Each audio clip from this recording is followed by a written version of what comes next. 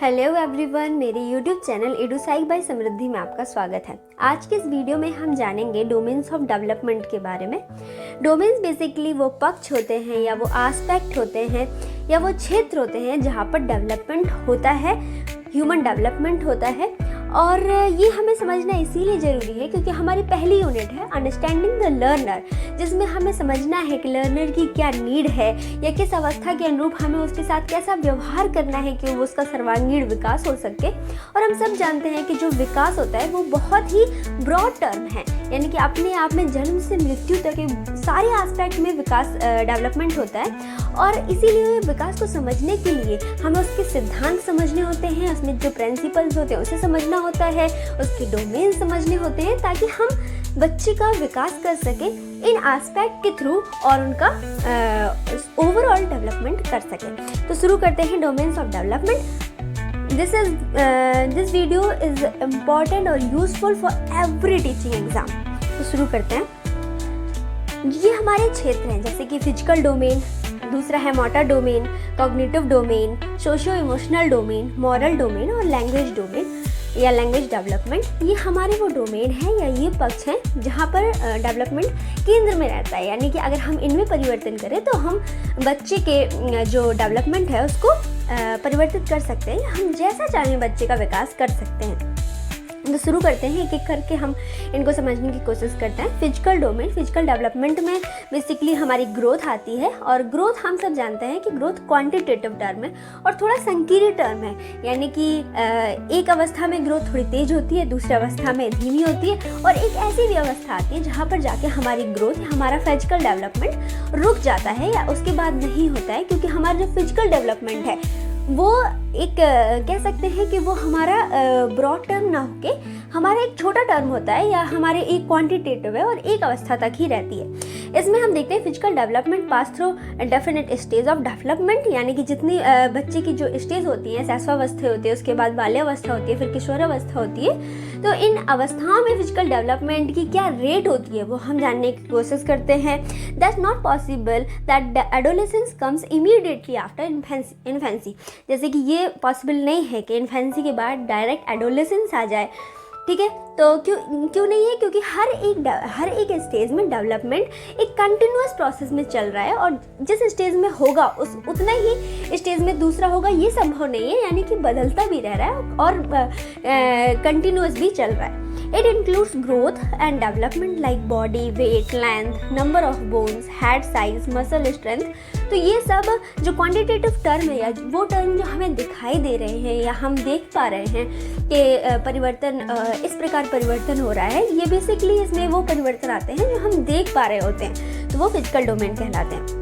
जैसे कि और फिजिकल डोमेन को न्यूट्रिशियस फूड, अगर हम न्यूट्रिशियस फूड खाते हैं तो ये उसके इन्फ्लुएंस करता है। Cleanliness help in physical development, यानी कि अगर बच्चे को न्यूट्रिशियस अच्छे से ना दिया जाए तो उसका फिजिकल जो डेवलपमेंट है वो रुक जाता है या उतनी अच्छे से नहीं होता है जितनी अच्छे से हम चाहते हैं। तो कहीं ना कहीं फिजिकल डोमेन में अगर हम तेज़ी चाहते हैं या उसमें वृद्धि चाहते हैं तो हम अच्छा न्यूट्रिशियस दें, उसको अच्छी लाइफ स्टाइल दें, उसको हाइजेनिक तरीके से रखें ताकि हम उसमें फिजिकल जो डोमेन है, जो फिजिकल डेवलपमेंट है वो अच्छे से करा सकें। फिजिकल डेवलपमेंट इंडिविजुअल डिफरेंसेस, यानी कि फिजिकल डेवलपमेंट में इंडिविजुअल डिफरेंसेस होते हैं और यही कारण है कि एक फैमिली में भी अगर कई बच्चे हैं तो उनका जो विकास होता है तो वो कहीं ना कहीं पर अलग अलग होता है, यानी कि वो उनमें भी विकास की जो रेट होती है वो अलग होती है और ये इन्फ्लुएंस करता है। जैसे कि अगर आपको कोई रोग है, शारीरिक रोग है, तो आपका जो विकास है वो हो सकता है रुक जाए या उतने अच्छे से ना हो। तो कहीं ना कहीं जो इंडिविजुअल डिफरेंस है वो इन्फ्लुएंस करते हैं फिजिकल डोमेन को। फिर आते हैं सेक्सुअल डिफरेंसेस, जैसे लड़कियों का विकास कुछ अलग तरीके से होता है या लड़कियों और लड़कों का अलग तरीके से होता है। कुछ हार्मोन्स होते हैं जो अलग अलग तरीके से होते हैं, उनकी वजन में डिफरेंस होता है, उनकी ऊंचाई में डिफरेंस होता है, उनकी लंबाई में डिफरेंस होता है। तो कहने का तात्पर्य ये है कि हम भले ही ये कह लें कि लड़का और लड़की एक पोशाक बस पहने हैं, जबकि वो हैं एक ही, या उसमें इमोशनली वैसा ही डेवलपमेंट हो रहा है, कॉग्निटिव भी सेम डेवलपमेंट हो सकता है, पर फिर भी कहीं ना कहीं फिजिकल डेवलपमेंट या फिजिकल डोमेन उसको अफेक्ट करता है लड़कियों को अलग तरीके से ग्रोथ करने में और लड़कों को अलग तरीके से ग्रोथ करने में। As a child physical development matures, his activity and ability increase, यानी कि अगर आपका फिजिकल डेवलपमेंट अच्छा हो रहा है या फिजिकल डेवलपमेंट है तो आपकी एबिलिटी जो है और आपकी एक्टिविटी जो है वो इंक्रीज होती रहती है। यानी कि अगर आपका फिजिकल डेवलपमेंट अच्छे से हो गया तो आपकी एबिलिटी में भी फ़र्क आएगा। और हमें ये भी समझना होगा कि हमारे जो डोमेन्स हैं या जो डेवलपमेंट है वो सारे डोमेन्स एक दूसरे से इंटर रिलेटेड हैं। यानी कि अगर आप एक में परिवर्तन करते हैं या एक में कुछ रुकावट आती है तो जाहिर सी बात है कि दूसरे डेवलपमेंट में भी कहीं ना कहीं रुकावट आएगी। नेक्स्ट डोमेन है हमारा मोटर डोमेन। मोटर डोमेन जब हमारा फिजिकल डेवलपमेंट अच्छे से हो जाता है, यानी कि हमारी जो शारीरिक बनावट है, जो हमारी मसल की बनावट है वो पूरी तरीके से हो जाती है, उसके बाद हम गतिविधियाँ करते हैं या क्रियाएं करते हैं और वो क्रियाएं मोटर डोमेन कहलाती है। मोटर का मतलब ये जब हम भाग रहे हैं, दौड़ रहे हैं, पकड़ रहे हैं, यानी कि क्रियाएं कर रहे हैं, वो मोटर डेवलपमेंट कहलाता है। Motor development progress through practice, experience and neurological maturation, playing daily activities, यानी कि जब बच्चे का फिजिकल एक्टिव हो जाता है या फिजिकल डेवलपमेंट हो जाता है तो फिर उसके बाद बच्चा नहाना धोना, पढ़ाई करना, लिखना, ये सब सीखने लग जाता है और वो गतिविधियाँ करता है, वो मोटर डोमेन के अंतर्गत आती है। फाइन मोटर स्किल्स होती है और ग्रॉस मोटर स्किल्स होती है। ग्रॉस मोटर स्किल्स में involve large muscle movement like walking, running, jumping, ये सब होती है बेसिक मोटर स्किल। और फाइन मोटर स्किल में जब होता है कि जब ग्रॉस मोटर स्किल होने लग जाती है उसके बाद फिर राइटिंग, हम लोग राइटिंग करना सीख जाते हैं, यानी कि छोटी छोटी जो क्रिटिकल एक्टिविटीज़ हैं हम वो सीखते हैं तो उन्हें फाइन मोटर स्किल में वो आती है, like writing, buttoning shirt, grasping मतलब पकड़ना, चीज़ों को पकड़ना, हैंड आई कोऑर्डिनेशन, यानी कि हमारा हैंड और आई कोऑर्डिनेशन बहुत बेहतरीन तरीके से होने लग जाता है तो वो हमारा मोटर डेवलपमेंट कहलाता है। हमारा अगला डोमेन है मोस्ट इम्पॉर्टेंट डोमेन, और कई साइकोलॉजिस्ट हैं, यानी कि जीन पियाजे हैं, हमारे ब्रूनर हैं, इन्होंने कॉग्निटिव थ्योरी भी दे रखी है, यानी कि ये मोस्ट इम्पॉर्टेंट डोमेन है।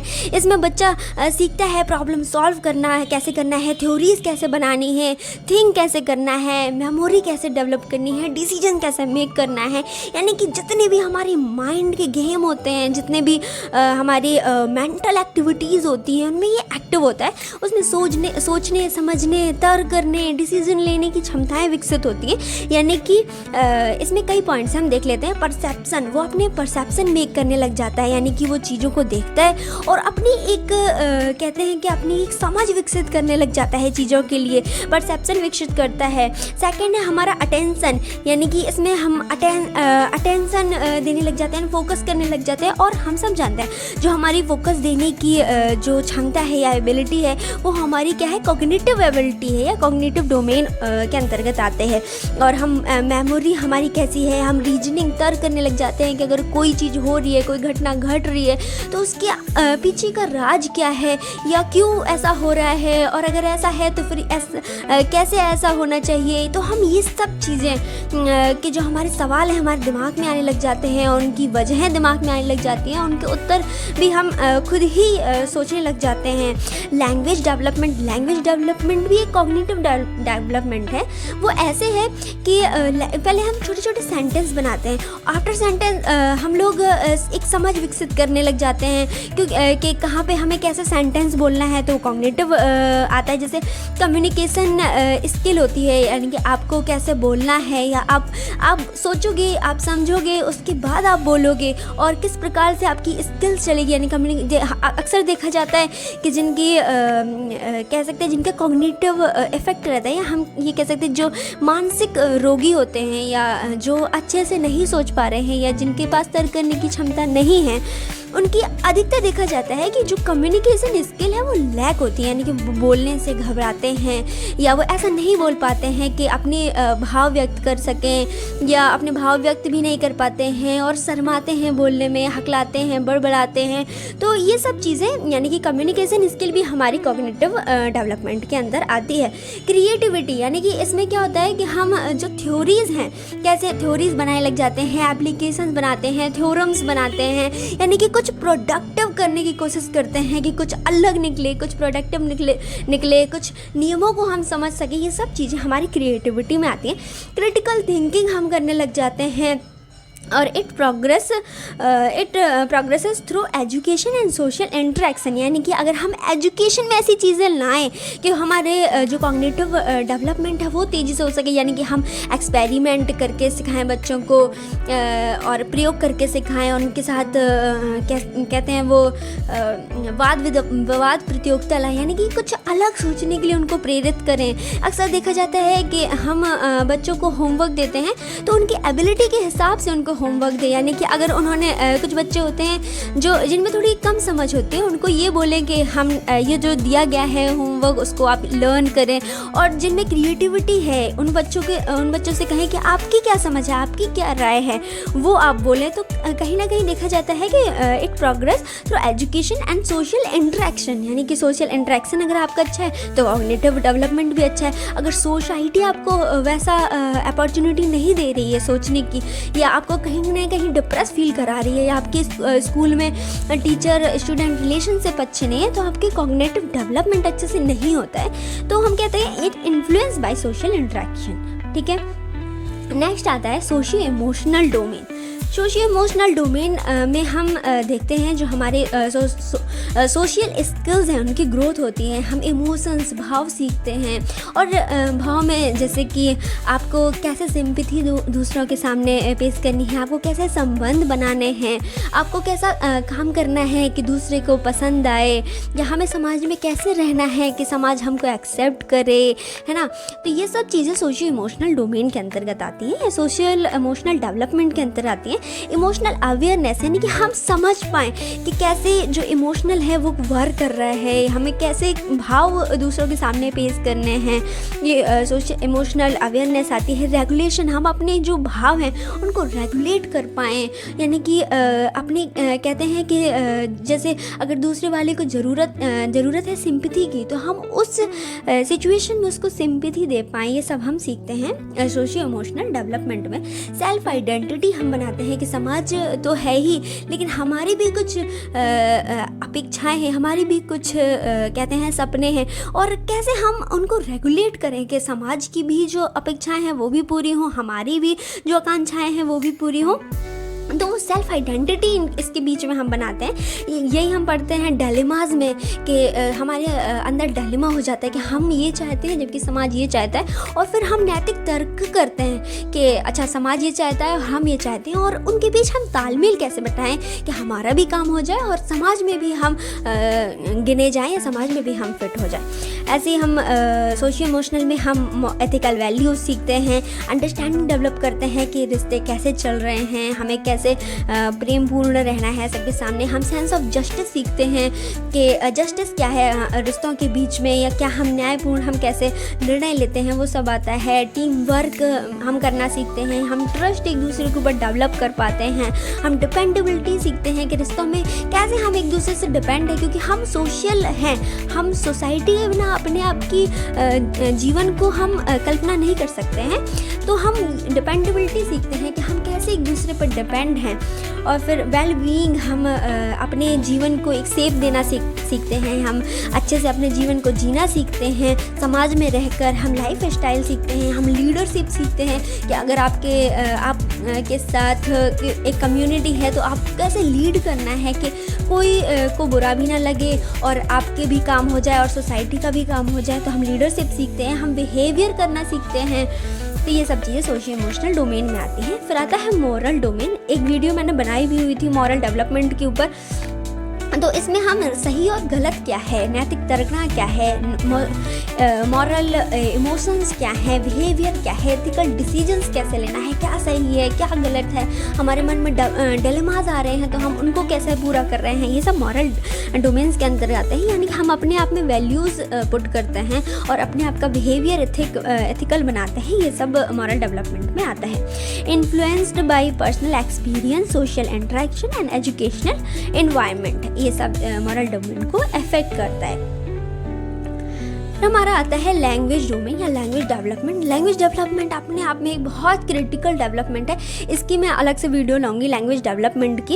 It involves growth of listening, speaking, reading and writing skills. Language development में हम सीखते हैं और फोनिक्स सीखते हैं, छोटे छोटे अक्षर का साउंड हम सीखते हैं, हमें कैसे बोलना है, सेंटेंस कैसे बोलना है वो सीखते हैं, हमें कम्युनिकेट कैसे करना है सीखते हैं। ये सब चीज़ें लैंग्वेज डेवलपमेंट में आती हैं। और किस अवस्था में हमें क्या सिखाया जाए, जैसे छोटे बच्चों को छोटा आ बड़ा आ सिखाया जाता है, फिर छोटे छोटे बड़े बड़े सेंटेंस सिखाए जाते हैं, पैराग्राफ सिखाए जाते हैं। तो कैसे लैंग्वेज डेवलपमेंट होता है इसकी हम अलग से वीडियो लाएंगे।